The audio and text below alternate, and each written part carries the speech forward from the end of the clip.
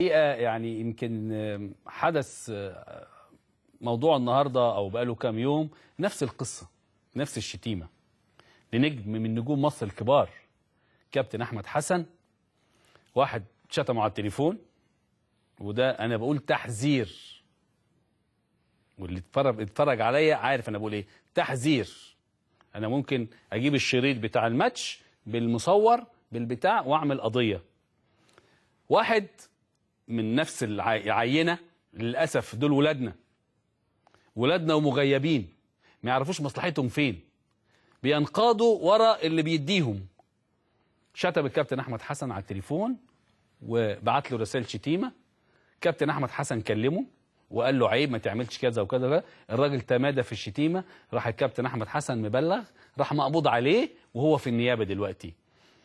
واحنا بنتوسط عند الكابتن احمد حسن ان ده اعتبره يا احمد ابنك وغلط، اعتبره اي حاجه، لان ايه ذنب ابوه وامه؟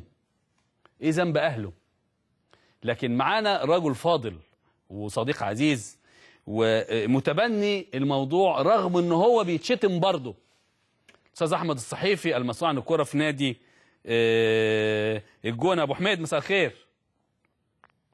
استاذ احمد،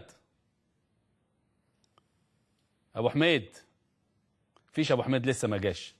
فانا عايز اقول يعني يا ريت معانا النجم الكبير كابتن مصر وعميد العالم وشخصيه انا شخصيا بعشقه، ويمكن مرات كتير انا غلطت في حقه واعتذرت له وبعتذر له تاني. هذا النجم الكبير. مساء الفل يا ابو حميد. يا كابتن مساء الخير. ازيك يا احمد؟ ازي صحتك؟ كله تمام. اخبارك يا ابو حميد؟ ربنا يخليك. احنا ما فيش بينا اعتذار يا كابتن. لا طبعا، لا واجب يا احمد. لا لما الواحد احمد يعني. لما الواحد يغلط، يمكن وانا قلت لك وتقابلنا انا وانت، لما غلطت فيك في لحظه انفعال، لكن لما تابعت احمد حسن وشفت احمد حسن، لا ده الراجل ده محترم، الراجل ده لعيب كبير. ابو حميد، ايه اللي حصل يا احمد؟ ربنا يخليك يا كابتن، بشكرك طبعا. وطبعا انت ما فيش اي اعتذار يا كابتن طبعا، لان يمكن انت حتى بس عشان الناس ما تفهمش ان انت غلطت ده في الملعب، يعني انت انتقدت ادائي بس عشان الناس برضه بالظبط. ما الاداء، انا بتكلم في الكوره مش بتكلم في حاجه ثانيه. انت حبيبي وانا ماليش في السكه دي يا احمد، انت عارف يعني. عشان الناس بس، انت عارف الناس بتأول الكلام. انا فاكر طبعا هو كان انتقاد بس في ماتش المنتخب وكده. بالظبط. لا طبعا هو طبعا يا كابتن يمكن زي ما حضرتك قلت طبعا ان هو كان في للاسف طبعا ولد صغير، وهو يمكن كان حصل الموضوع ده بقاله اكتر من حوالي 6-7 شهور تقريبا او 8 شهور، ان يعني اتصالات طول الوقت ومسجات والكلام ده وكده، وانا يمكن صوته ولد صغير يعني سن 17 18 سنه طبعا.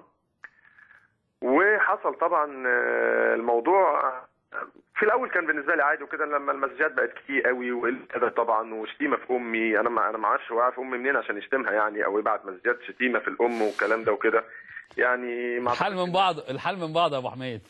ربنا يعين الناس كلها يا كابتن والله، لان انا بقول دايما اللي ما تقبلوش على نفسك ما ينفعش تقبله على غيرك. يعني النهارده ما ينفعش النهارده ان انت ما فيش حد هيقبل ان امه تتشتم وهي قاعده في البيت، وبعد كده احنا يعني الستات دي ناس طيبين وناس ما لهمش علاقه بالقصه. طب يا احمد، انت امك ربنا يديها الصحه عايشه وموجوده، انا امي ميته يعني.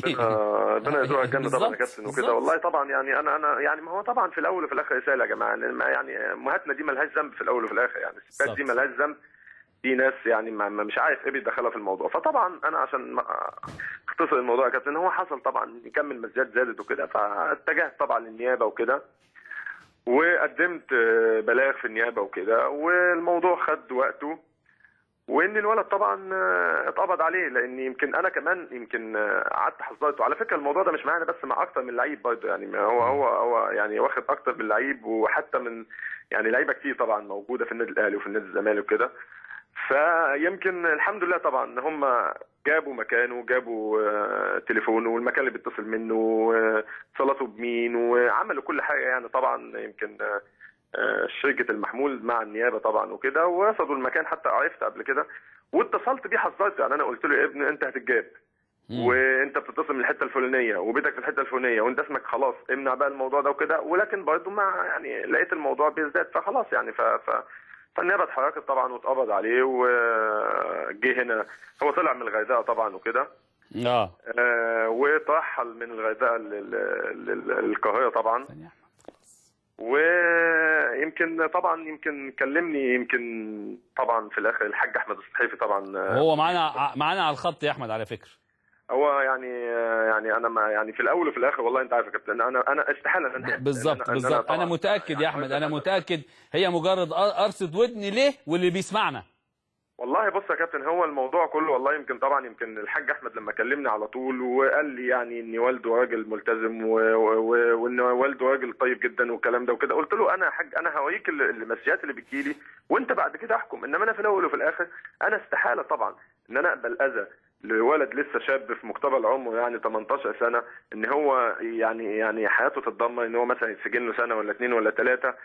وطبعا لما كلموني في سياده اللواء طبعا لما كلمني وقال لي احمد لو انت عايز هتتنازل ولا هتكمل، لان طبعا يعني قلت له طبعا انا لا ابو حميد احنا بنقول لك على الهوا لازم تتنازل كمان يا احمد، الجايز هو ما يعرفش. خلاص انا هتنقل، المفروض ان انا كنت رايح النهارده طبعا اتنازل وكده، بس طبعا كان في مشكله في النيابه، ولكن الناس يعني انا قلت لهم ان شاء الله باذن الله بعد ماتش المنتخب اروح طبعا واتنازل وكده، وبعد تدخل طبعا الحاج احمد وبعد يعني كلامك طبعا يا كابتن مصطفى، اكيد طبعا انا ما اقبلش لان هو طبعا شاب كلهم ولادنا يا احمد.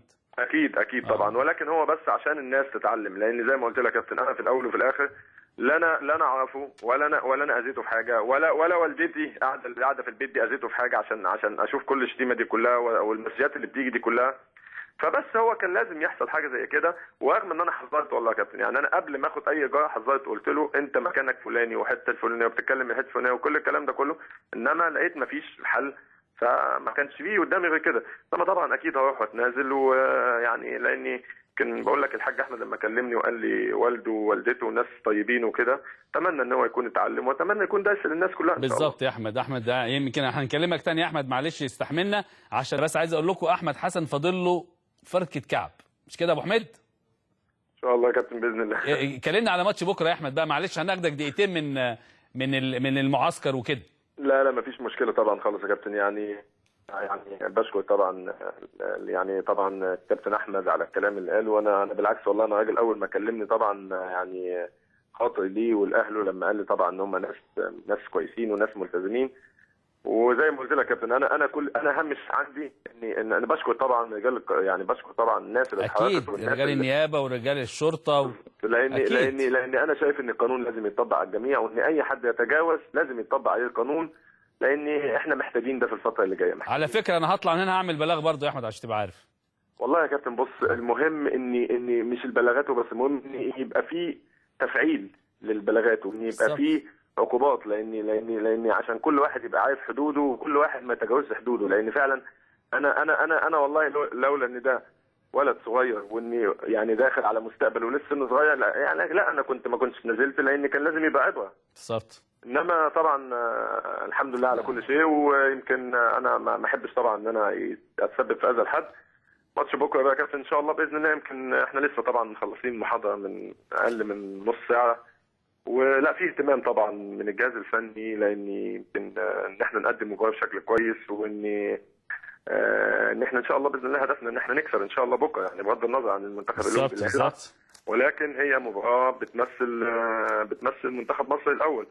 ان شاء الله باذن الله هدفنا ان احنا نكسب. الاهم من ده كله ان يمكن طبعا انا كنت يمكن اتكلمت مع اللعيبه قلت لهم ان انتوا عندكم اهداف كبيره طبعا الفتره الجايه، ان انتوا داخلين على الاولمبياد، وده الاهم، ان انتوا تاخدوا الماتش بشكل جدي، ان يكون الاستعداد ليكم جدي بشكل كويس، وان المكسب ده هيديكوا دفعه كويسه، هتديكوا ثقه في النفس ان فعلا بعد كده يلعبوا الماتشات اللي بعد كده هم حاسين ان لا هم كانوا ممثلين منتخب مصر الاول، فالامور هتبقى اسهل بالنسبه لهم.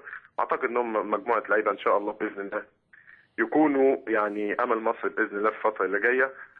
وطبعا انا بالنسبه لي يعني زي ما قلت كانت ان شاء الله باذن الله، يمكن انا بيفرني بعد المباراه دي ان شاء الله يبقى مباراتين، اوصل ان شاء الله لاكثر لاعبي العالم مشاركه في المباريات الدوليه باذن الله ان شاء الله. ان شاء الله. ابو حميد التوفيق. طبعا سؤال صعب لكن اللي عايز تجاوب جاوب، مش عايز تجاوب ما تجاوبش.